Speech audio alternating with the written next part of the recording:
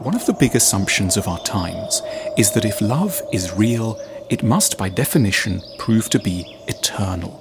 We invariably and naturally equate genuine relationships with lifelong relationships.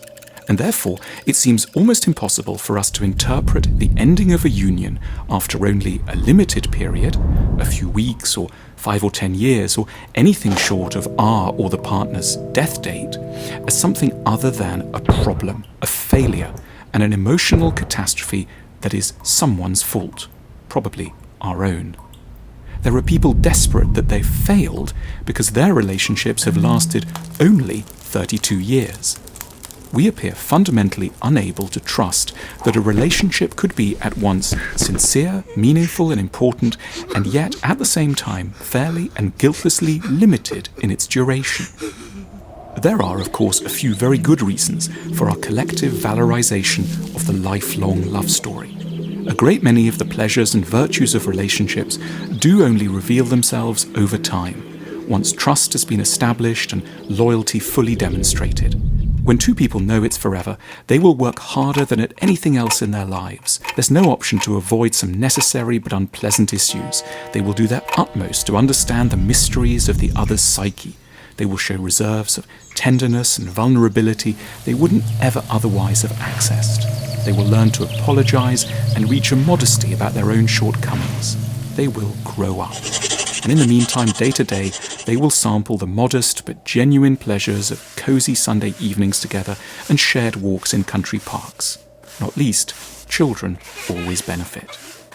But it's because the charms of the long term are so clear in our collective imaginations that we should acknowledge the danger of cruelly and normatively suppressing all the legitimate claims of short-term love, an arrangement which deserves to be interpreted not merely as a pathologically stunted or interrupted version of a long-term union, but as a state with distinctive virtues of its own, one that we might rationally choose from the outset, knowing from the start that it would be better for both parties if there was a termination point more or less in view.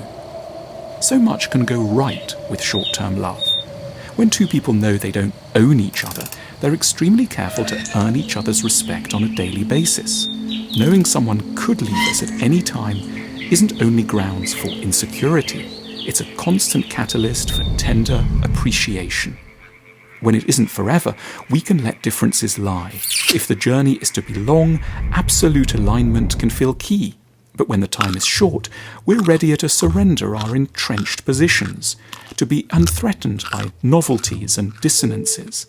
The distinctive things they have in their fridge and the peculiar things they like to watch and listen to aren't affronts to our values. They're unthreatening invitations to expand our personalities. Very few of us come out well from being closely observed 24 hours a day in a limited space. These may simply not be the preconditions for getting the best out of some of us.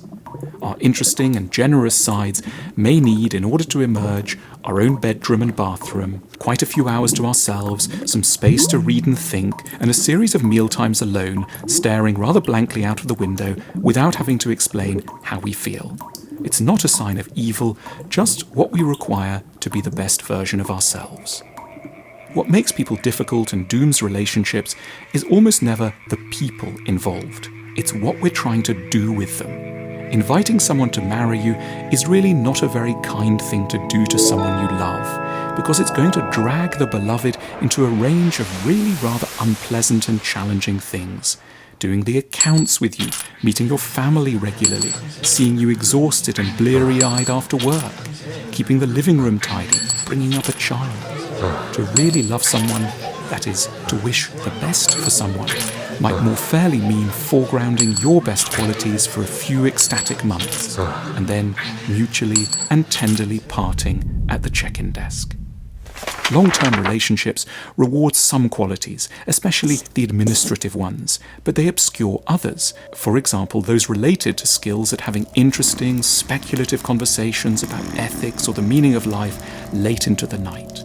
It should be no insult to determine that some people simply won't be able to shine in the conditions of long-term love, and that it's very kindly playing up to their strengths to leave them long before we ever need to try to arrange a cutlery drawer with them. We should beware of succumbing to the debilitating feeling that because it didn't last forever, it can have been nothing at all.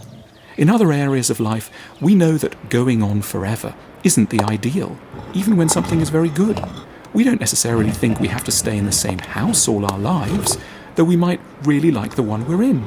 We're not betraying it or destroying it when we recognize that for a range of reasons, it might be wisest to move elsewhere. We need to have an account of love which allows that a relationship can end without anyone having viciously or pathologically killed it prematurely. For only against such a backdrop can we reduce the debilitating quantity of bitterness, guilt, and blame that's otherwise in circulation. How we see the endings of love depends to a critical extent on what our societies tell us is normal. If it was meant to last forever, then every ending will by necessity have to be described as a horrifying failure. But if we allow imaginative space for short-term love, then an ending may signal a deeper loyalty, not to setting up a home and domestic routines, but to a deep appreciation and admiration one felt for someone for a time. We'll walk away with a fair and generous sense of all that's been preserved and enhanced by the relationship not being forced to last forever.